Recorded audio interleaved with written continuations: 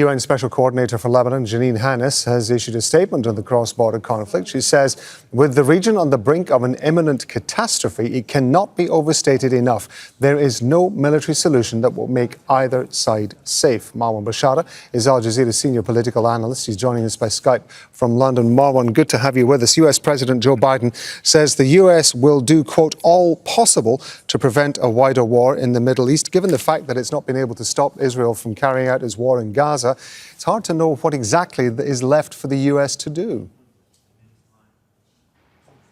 Well, actually, whenever President Biden speaks nowadays about issues related to the Near East, it's kind of a bit comical.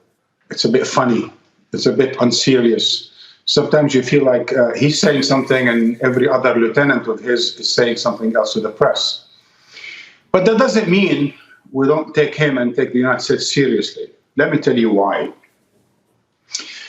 If we look at this from a scale of 1 to 10, 1 being a stalemate and 10 being a full-fledged war, for much of the past 11 months, we were at kind of a stage between 1 and 3, 1, 2, 3.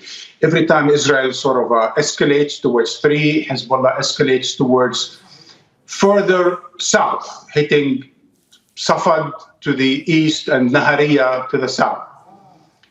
In the past couple of weeks, was Israel accelerated towards Al-Dahya, assassinating Hezbollah leaders and rigging and detonating the communication system of Hezbollah and other Lebanese. Hezbollah has moved towards Haifa, towards the middle. So I think today we could say we are at level 4, 5. Now, why haven't we gone beyond 4 or 5, knowing that thousands of Lebanese were injured and so many of Hezbollah's leaders have been assassinated? Well, that's because apparently behind the scenes there is an Iranian-American dialogue taking place. There's a strategic dialogue clearly taking place, because only a couple of weeks ago, right after the Iranians threatened to retaliate to the assassination of Ismail Haniyeh in Tehran, Washington dispatched its armadas to the East Mediterranean. But then after the Iranians said that they're looking for rapprochement with the United States, they're looking to calm the situation, in the words of the Iranian president, Iran withdrew its armadas from the East Mediterranean. So now we're stuck between 4 and 5. You could almost sometimes go to 6 out of 10. But we could still go to the full-fledged 8, 9, 10 in the scale of 1 to 10 in terms of war in the Middle East. I think it's waiting for, again, a sort of a larger geopolitical discussion that will probably take place this week in New York, involving the Iranians with various delegates, including the Russians and the Chinese and the Arabs and so on and so forth. The same thing for the United States and Israel. So there's a lot of movements behind the scene. While Hezbollah would like to continue to retaliate against Israel's retaliation, if you will, and Israel's government would probably like to bomb Beirut if it could.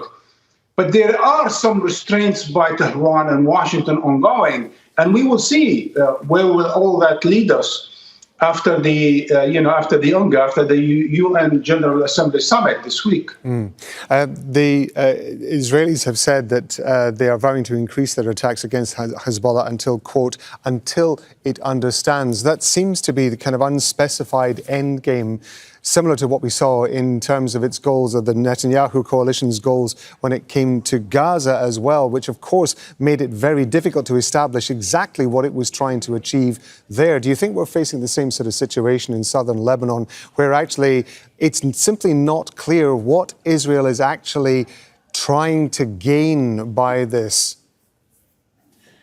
Well, let's start with the declarations, okay? And this is important because we as media, we are almost obligated to transmit what they say, right? And in the past several weeks, Hezbollah leaders and Iranian leaders and commentators and experts, as well as Israeli, same officials, expert leaders, have said so many things, right? And clearly the tone out of Tel Aviv and southern Lebanon is quite alarming, right? But I think to a large degree, the Israeli officials and Hezbollah leaders speak to their base, speak to their people more than they speak to each other. In fact, they are speaking across one another. But they speak clearly to their base. Netanyahu needs to assure the Israelis that he's doing something about the fact that he failed for some 11 months to allow for the return of Israeli residents in the north back to their homes. And Hezbollah needs to assure the Lebanese that he's up to it and he's not going to allow Israel to humiliate Hezbollah again and again and again.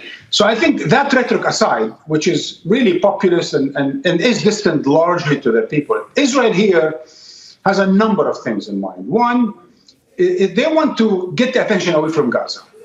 Gaza is a horrible public relation issue for Israel. Genocide does not look good for any country, especially or including Israel, I should say. And there is no way they can improve their image. And hence they're trying to deflect, talk more about Lebanon. And they cannot resolve the issue of Hamas, so they start talking about Hezbollah.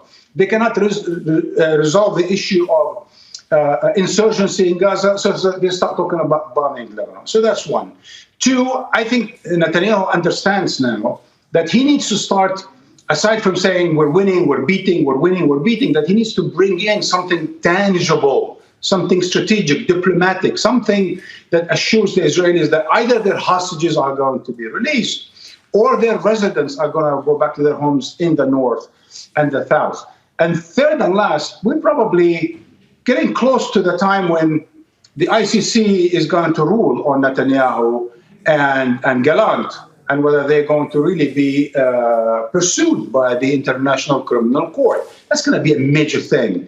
And Netanyahu could go to New York as a criminal that's being pursued by the ICC. And hence the window is closing on what Israel can do and cannot do and what the United States can do for Israel at this point in time. That's why, once again, I say the next 10 days with all the leaders in New York for the UN General Assembly Summit, it's going to be key to see if there are going to be any diplomatic maneuvers to postpone whatever the confrontation is, or we could find ourselves on the eve of the 7th of October in another major hot front in the north. Marwan Bishara is Al Jazeera's senior political analyst. Marwan, thank you. Make sure to subscribe to our channel to get the latest news from Al Jazeera.